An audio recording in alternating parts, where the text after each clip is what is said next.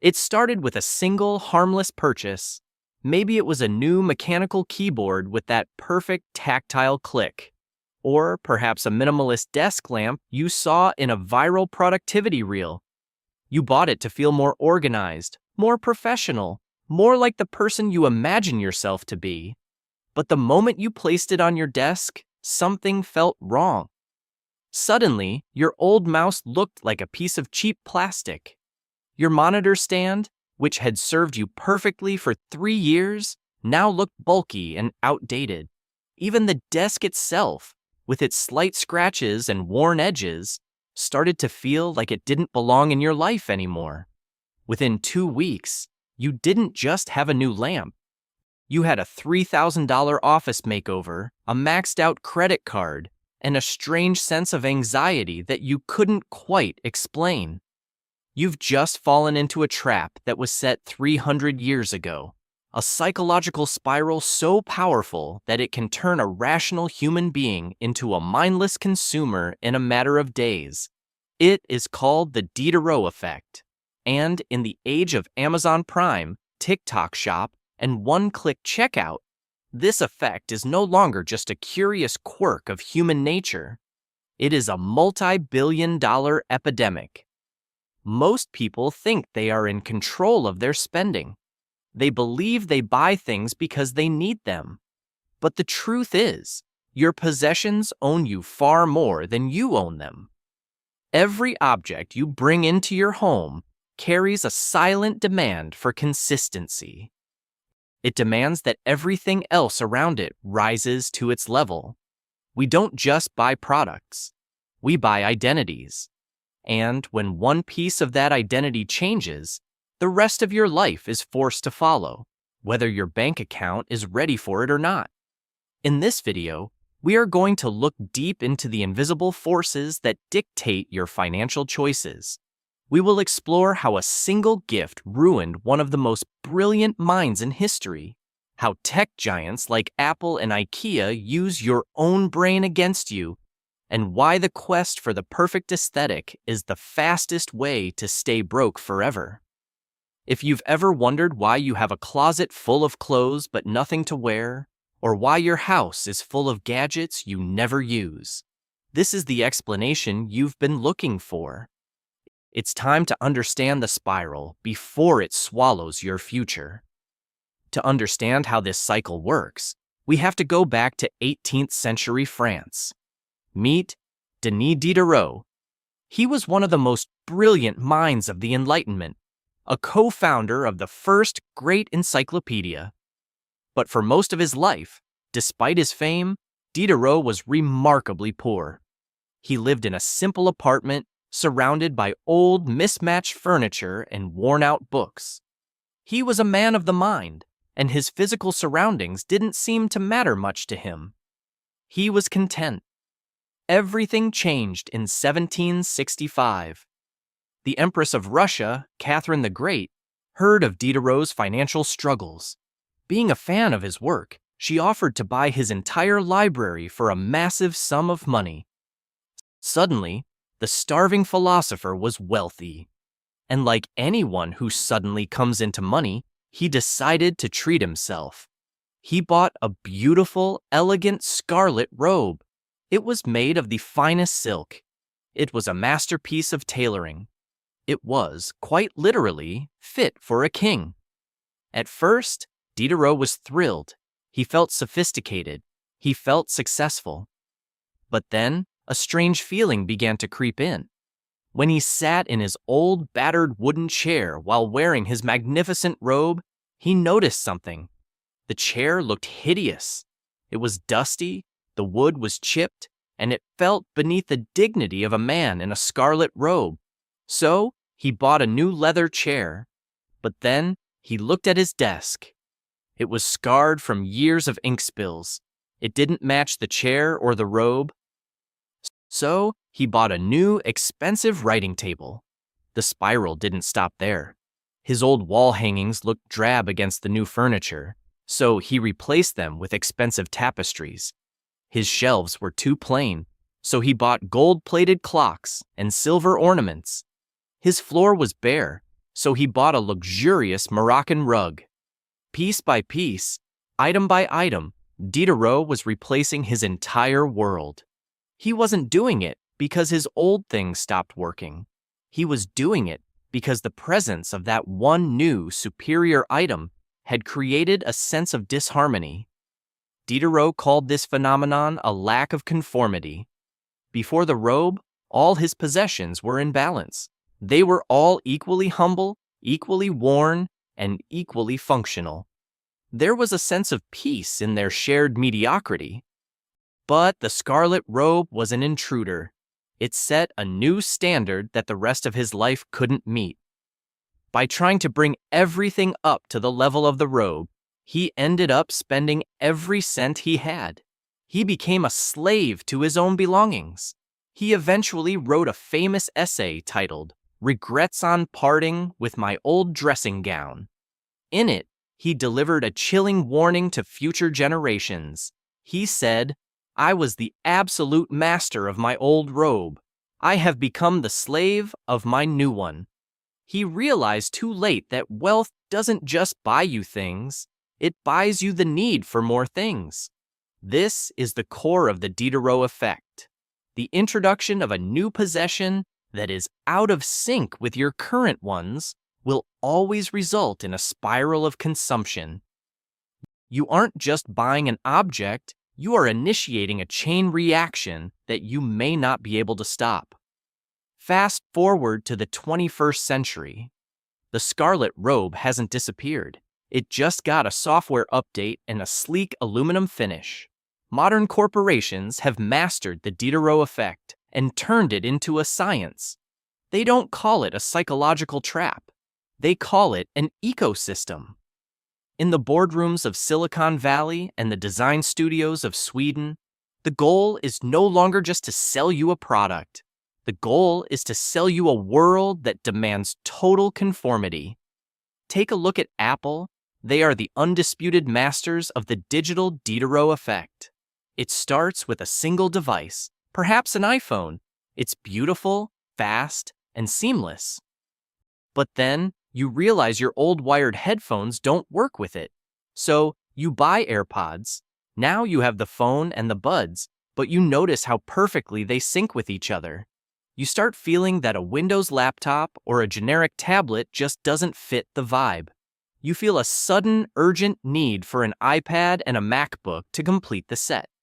Before you know it, you aren't just a phone user. You are an Apple person. You have spent thousands of dollars not because your old tech was broken, but because the new items created a standard that your old ones couldn't meet. Apple didn't just sell you a phone, they sold you a scarlet robe that made your entire digital life look obsolete. This isn't limited to tech. Think about your last trip to IKEA. You went in for a simple $5 spatula. But IKEA doesn't just put spatulas on a shelf. They put them in a perfectly curated kitchen showroom. You see the spatula, but you also see the matching marble countertop, the soft LED under cabinet lighting, and the minimalist spice jars. Suddenly, your kitchen at home feels chaotic and dirty. You didn't just buy a spatula, you bought a vision of a better, more organized version of yourself. By the time you reach the exit, your cart is full of things you didn't know you needed an hour ago. IKEA's entire business model is built on creating environments where the Diderot effect can flourish. They show you the harmony, and then they sell you the pieces to try and recreate it. But the most dangerous evolution of this trap is happening right now on your phone. Social media commerce and the rise of the TikTok shop have turned the Diderot spiral into a high-speed chase. In the past, you had to leave your house to be tempted. Now, the temptation is in your pocket, powered by algorithms that know your insecurities better than you do. You see an influencer showing off their desk setup. It looks so clean, so productive, so aesthetic. You click the link in the bio and buy the mechanical keyboard. But once it arrives, it doesn't look like it did in the video. Why? Because your desk is wrong. Your lighting is wrong. Your room is wrong. The algorithm knows this, and so the next day, It shows you the exact lamp and the exact monitor stand you need to fix the disharmony. What makes the modern Diderot effect so lethal is the removal of friction. In Diderot's time, he had to physically find a craftsman to build him a new table. Today, you have one-click checkout and next-day delivery. And if you don't have the money right now, that's not a problem. Services like Klarna, Afterpay, and Affirm are the oil in the machine. They allow you to initiate the spiral without feeling the immediate pain of the purchase. They tell you that you can afford the lifestyle now and worry about the cost later. But by the time the payments are due, the Diderot effect has already forced you into the next purchase. You are running on a financial treadmill that is moving faster and faster, all because you are trying to keep up with the standard set by the last thing you bought. The corporations know that humans have a deep biological need for order and consistency. We feel a literal sense of psychological discomfort when our environment is mismatched. They exploit this need by introducing the intruder, the high-end item that breaks the balance, and then they provide the solution by selling you more. We think we are making individual, rational choices. In reality, we are just responding to a carefully engineered chain reaction. We are being programmed to believe that happiness is just one more matching item away. But as Diderot learned, that's a horizon you can never actually reach. In the past, the Diderot effect was limited by your physical circle. You compared your home to your neighbors or your clothes to your colleagues. But today, the circle is infinite. We are no longer comparing ourselves to the person next door. We are comparing our real, messy lives to the top 1% of the most curated lives on the planet. And in this digital arena, the Diderot effect has evolved into something far more psychological: the quest for the perfect aesthetic. If you spend any time on social media, you know exactly what I'm talking about. It's the clean girl aesthetic, the old money look, the minimalist tech setup, or the quiet luxury vibe. These aren't just fashion choices, they are complete, pre-packaged identities. And the Diderot effect is the engine that drives them. When you decide to adopt an aesthetic, you aren't just buying a shirt or a candle. You are signing an invisible contract to overhaul your entire existence to match that specific vibe. Think about the desk setup trend. It starts with a beautiful walnut wood desk you saw on Pinterest.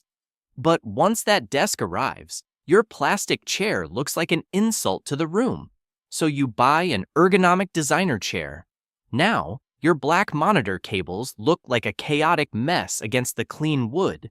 So you invest in expensive cable management sleeves and a felt desk mat. Then, you realize your old lamp doesn't give off that warm, cinematic glow you saw in the video. So you buy a smart lighting system. You started with the intention of being more productive, but you ended up spending 3 months and $5,000 trying to recreate a picture you saw on a screen.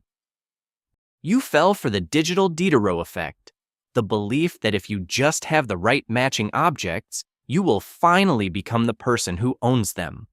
This is what psychologists call identity signaling. We use our possessions to tell the world and ourselves who we are. The danger is that social media has made these identities incredibly expensive to maintain. We see influencers doing haul videos or my morning routine reels, and we don't just see products. We see a sense of peace, order, and success that we desperately want. We think, if I buy that specific coffee machine and those specific glass jars, my mornings will be as calm and beautiful as theirs. But the Diderot effect ensures the goalposts are always moving. As soon as you complete one look, the algorithm introduces a new trend, a new aesthetic, a new scarlet robe that makes your current setup feel outdated and mismatched. We are living in an era of constant comparison. Every time you scroll, you are being reminded of the disharmony in your own life. Your kitchen isn't white enough. Your gym clothes aren't coordinated enough. Your travel gear doesn't look professional enough. This constant exposure creates a state of perpetual dissatisfaction. We feel a psychological itch that can only be scratched by clicking Buy Now. We are trying to cure an internal feeling of inadequacy with external objects. But as Denis Diderot found out centuries ago, it's a bottomless pit. The most expensive thing you can own is an image you can't afford to maintain. When we buy into these digital aesthetics, we aren't just spending money. We are spending our mental energy. We become curators of our own lives instead of living them. We worry more about how the coffee looks in the glass than how it actually tastes. We worry more about the harmony of our bookshelves than the knowledge inside the books. We have become the servants of our own curated identities, slaves to a digital scarlet robe that demands we spend every cent we have to keep the illusion alive. The digital Diderot effect is a trap designed to make you feel like you are always one purchase away from your best self. But the truth is, the more you try to buy your way into an identity, the further you get from your authentic self. You don't need a matching set of containers to be organized. You don't need a designer wardrobe to have worth. You don't need a minimalist office to be productive. The harmony we are searching for isn't found in a shopping cart. It's found in the moment we stop letting our possessions define who we are. So how do we break a cycle that is hardwired into our biology and reinforced by billion-dollar algorithms? The answer isn't to stop buying things altogether. In the modern world, that's nearly impossible. The answer is to reclaim your autonomy through intentional consumption. We must learn to become the masters of our possessions rather than their servants. The first and most effective tool is the 30-day rule. The Diderot effect thrives on the immediate dopamine hit of a new purchase. It creates an artificial sense of urgency. By forcing yourself to wait 30 days before buying any non-essential item that costs more than $50, you allow the neurochemical fog to clear. Usually, after 4 weeks, the new item no longer feels like a missing piece of your identity. You realize that your life is perfectly functional without it, and the imaginary disharmony disappears. Secondly, we must practice the art of inventory over acquisition. Before you buy something new to fix a problem, look at what you already own. Often, the urge to replace an item isn't because it's broken, but because we've stopped seeing its value. Diderot's old wooden chair was perfectly fine for decades until the scarlet robe made it look small. Practice gratitude for the items that have served you well. There is a profound psychological peace in deciding that what you have is enough. We also need to deconstruct the link between our possessions and our identity. You are not your desk setup. You are not your smartphone. You are not the aesthetic of your living room. When you stop using objects to signal your worth to the world, the Diderot effect loses its power over you. You start buying things for their utility, not for their ability to match a curated image. The goal of financial freedom isn't just to have a large number in your bank account. It's to have the power to say no to the treadmill of consumption. It's the ability to keep your old car, your old phone, and your mismatched furniture without feeling a shred of shame. True luxury is not owning a scarlet robe. It's the freedom to not care about one. Denis Diderot ended his life in a house full of beautiful, expensive things. Yet he died with a heart full of regret. He missed the simplicity of his old, cluttered life where he was the master of his domain. Don't make the same mistake. Build a life that is defined by the quality of your experiences and the depth of your relationships, not the consistency of your furniture. Break the spiral. Stop the chain reaction, because at the end of the day, your worth is measured by who you are when everything you own is taken away.